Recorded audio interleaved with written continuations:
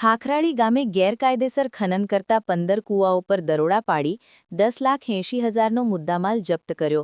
સુરેન્દ્રનગર જિલ્લાના ચોટીલાના નાયબ કલેક્ટર એચ.ટી. મકવાણા તથા તેમની તેમજ મામલતદાર થાનગઢની સંયુક્ત ટીમ દ્વારા થાનગઢ તાલુકાના ખાખરાળી ગામના સરકારી સર્વે નંબર 356 તથા ખાનગી માલિકીના સર્વે નંબર 358, 357, 359 વાળી જમીનમાં આકસ્મિક દરોડા પાડતા ત્યાંથી ગેરકાયદેસર કોલસાનો ખનન કરતા કુલ 15 કોલસાના કૂવાઓ પરથી નીચે મુજબનો મુદ્દામાલ જપ્ત કરી મામલતદાર કચેરી થાનગઢ ખાતે ખસેડવામાં આવ્યો.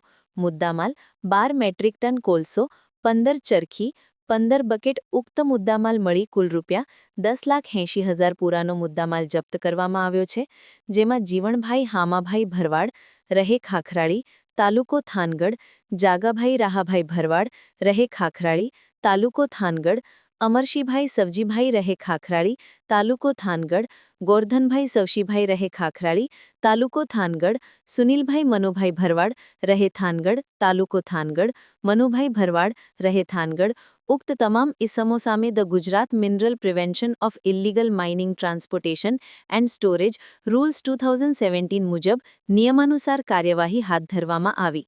સાથે સાથે ઉક્ત તમામ ઇસમો સામે લેન્ડ ગ્રેબિંગ તેમજ તડીપારની કાર્યવાહી હાથ ધરવામાં આવી. વધુમાં આજુબાજુ વિસ્તારમાં કુલ 7 કોલોનીમાં 79 ઝૂંપડાઓ મજૂરોના જોવા મળેલ, જેમાં રહેતા મધ્યપ્રદેશ, દાહોદના પ્રપ્રાંતીય મજૂરોને આવી જોખમી કામગીરી ન કરવા સમજૂત કરી રવાના કર્યા. બાઇટેટ નાયબ કલેક્ટર એચ.ટી. મકવાણા, સુરેન્દ્રનગર રિપોર્ટર મહેશભાઈ દ્વારા.